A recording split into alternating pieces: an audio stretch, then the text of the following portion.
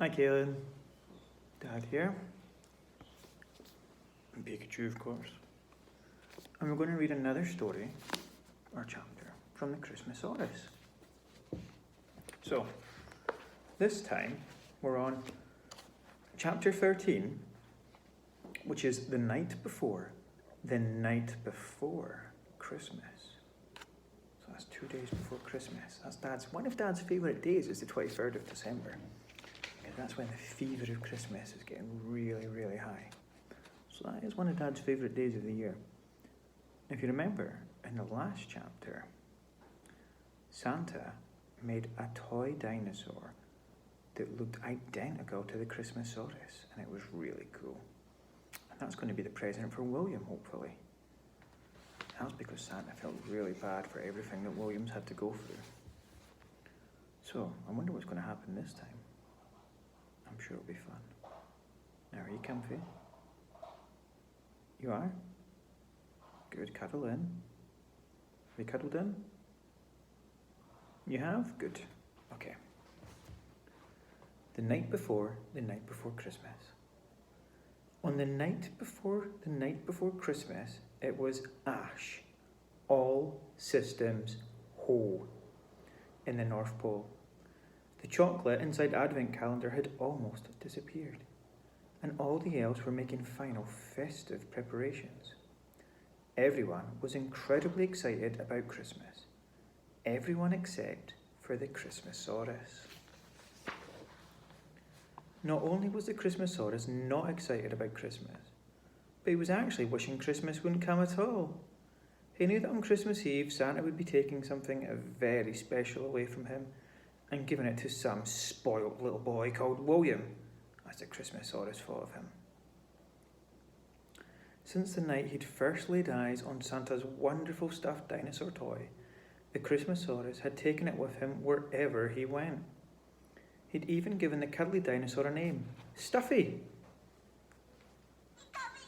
I don't think Pikachu likes the name Stuffy. Maybe he does. Hold on.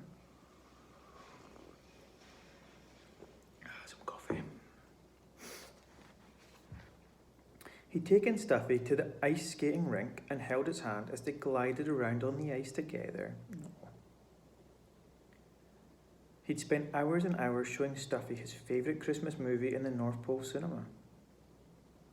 He'd taken Stuffy to meet the fairies and the snowmen.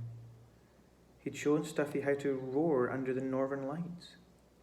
And best of all, they'd sat together watching the reindeer fly. In the Christmasaurus' mind, he had finally found a new dinosaur friend. For the first time, he wasn't the only one. Look at all the cool selfies they took together. Do you see?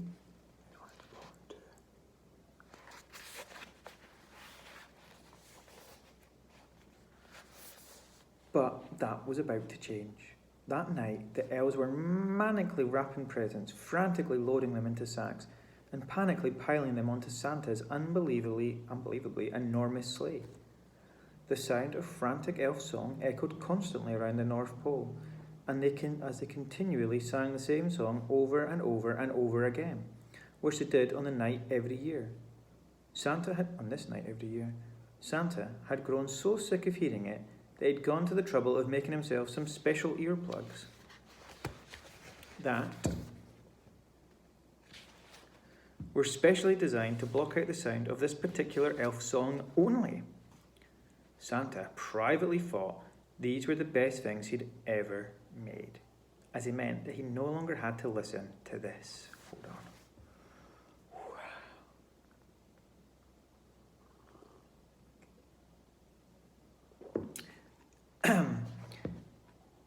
It's the night before Christmas, the worst night of the year. There's far too much to do and it fills us all with fear. It doesn't look like we'll make it, but we've brought this on ourselves, so if Christmas doesn't come, you can blame the North Pole elves. Isn't the night before Christmas? So it's the night before Christmas, and we're busier than ever before. There are toys up to our eyeballs and our hands and feet are sore. But if you don't hear us complaining, we sing our troubles away, whilst harnessing up the reindeer to still not ready sleigh. It's the night before Christmas, No time for toilet breaks. We've got microscopic fingers, so we might make some mistakes. But as long as the job gets finished and Santa gets on his way, we'll be happier than kiddies getting toys on Christmas Day. That was a good rhyme. Maybe more of a poem than a song. Those are just 3 of the 38 verses of that song, which the elves wailed out at the top of their voices. It was quite unpleasant enough to have to sit through the entire thing once, let alone repeatedly until the job is done. This year, the worst thing about that song was that it meant the time had finally come for the Christmasaurus to say goodbye to Stuffy. Sprout and Snozzletrump came to collect it, but couldn't seem to find Stuffy or the Christmasaurus anywhere. They searched high and low, low and high, until eventually they found the Christmasaurus hiding with Stuffy behind a stack of hay in the flying reindeer stable. Fantastically flying reindeers. The Christmasaurus let out a soft, sad roar, and a large dino-sized teardrop formed and froze in his scaly cheek as the elf slid his stuffed friend out from his hay hiding place. Snozzletrump felt so sorry for the Christmasaurus. He could just see how much this toy meant to him. Even though the Christmasaurus had so many wonderful friends in the North Pole, none of them were dinosaurs. And Snozzletrump knew that must be tough. I'm sorry, Christmasaurus. It's time to say goodbye. It's going somewhere special, so there's no need for you to cry. It'll be loved and cherished just the way it was by you, by a little boy called William. He needs a friend more than you do, whispered Snozzletrump as he patted and stroked the Christmasaurus. The elves gave the Christmasaurus a hug and took him back to his favourite spot by the fireside in Santa's dreaming den, where he curled up into a sad ball. They softly sang him a lullaby until he stopped crying and fell asleep. Then they quietly took Stuffy away. It was swiftly wrapped in spotty paper with a red ribbon, and a tag was tied to it that said, "For William, from Santa." It was then put into a stack and heaved into the sleigh by 4 singing elves, along with thousands and thousands of other sacks. As the night before Christmas went on, the sleigh was piled with more and more sacks until they were stacked as high as a house, maybe even higher. If you saw it, you would say to yourself, that sleigh will never fly. However, the elves had a clever way of fixing that problem.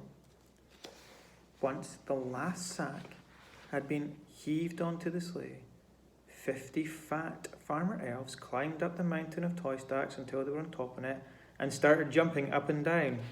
I'm pretty sure I get you to jump up and down on the bin bags outside when they don't fit in the bin. So it looks like elves also do that with Christmas toys.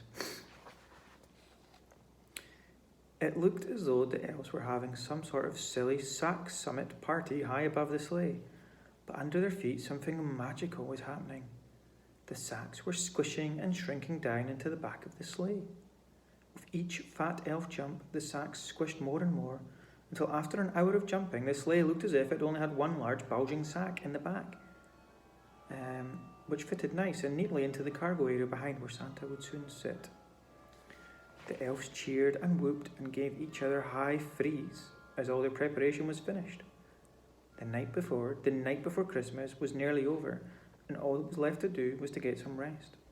The elves blew out all the lanterns and candles so the magnificently magical flying reindeer could get some final shut-eye whilst they were harnessed to the sleigh.